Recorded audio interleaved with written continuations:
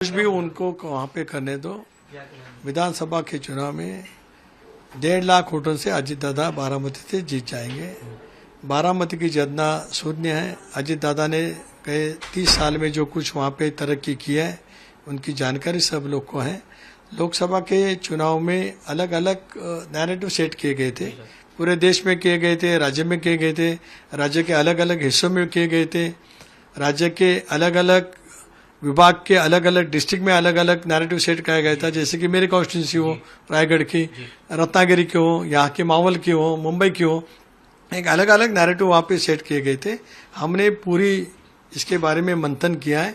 जब विधानसभा चुनाव के लिए हम सामने जाएंगे, एनडीए की तरफ से हम मजबूती के साथ में जाएंगे। भाजपा, शिवसेना, राष्ट्रवादी कांग्रेस पार्टी और हमारी सब अलायंसी पार्टी पूरी ताकत से विधानसभा चुनाव के लिए तैयार हो जाएंगे। क्या कुछ संख्या, हालांकि हमने देखा लोकसभा जिस प्रकार से महायुति ने टारगेट दिया था वो नहीं पूरा, लेकिन विधानसभा में हालांकि आप लोग पूरी ताकत से लड़ेंगे। विधानसभा में कितना 288 सीट्स में से कितना सीट लगेगा? देखिए, हम फिर दिल्ली में हम राज्य के मुख्यमंत्री जी, दोनों उप मुख्यमंत्री जी, मैं खुद राष्ट्रवादी कांग्रेस पार्टी का अध्यक्ष के नाते हम बैठे थे। हम 2 दिन लगातार वहाँ पे चर्चा की, हमने बहस किया डिटेल।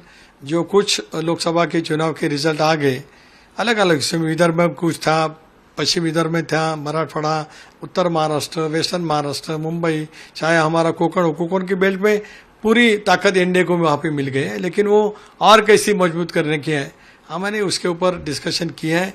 फिर दोबारा तीनों पक्षों के सीनियर लीडर्स स्टेट में हम बैठेंगे आने वाले दिनों में, चाहे विधानसभा के सत्र के पहले, और पूरी रणनीति हम तय करेंगे। राज्यसभा की बात करें, एक उम्मीदवार बाकी, कब तक उम्मीद कर सकते हैं कि आप लोग की तरफ से कैंडिडेट का? कल हम अधिकृत राष्ट्रवादी कांग्रेस पार्टी के उम्मीदवार घोषित करेंगे। आखिरी सवाल सर, एकनाथ शिंदे को लेकर, जिस प्रकार से एकनाथ शिंदे ने लोकसभा की जो घोषणा हुई, जो रिजल्ट आया था, उसके लिए टिप्पणी की है कि जो बीजेपी ने, एनडीए ने जो नारा दिया था 400 पार का, कहीं ना कहीं वो बैकफायर हो गया।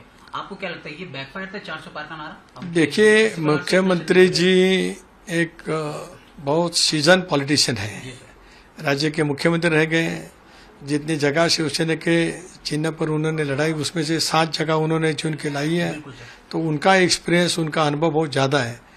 हो सकता है जो कुछ वो बोले वो उनके नजर से ठीक है, हमें भी लगता है, क्योंकि जब इतना नारा हो गया और संविधान के बारे में लोगों के मन में, पूरे देश के लोगों के मन में इसके बारे में एक शासंकता निर्माण करने के लिए जो नैरेटिव सेट हो गया था, उसमें वो यशस्वी हो गए। धन्यवाद।